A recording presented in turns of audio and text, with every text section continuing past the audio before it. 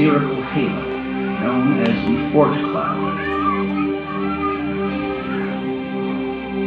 Here dwell millions upon millions of chunks of dirty ice, the makings of comets which, if drawn inward, heated by the sun, vaporize to grow magnificent tails.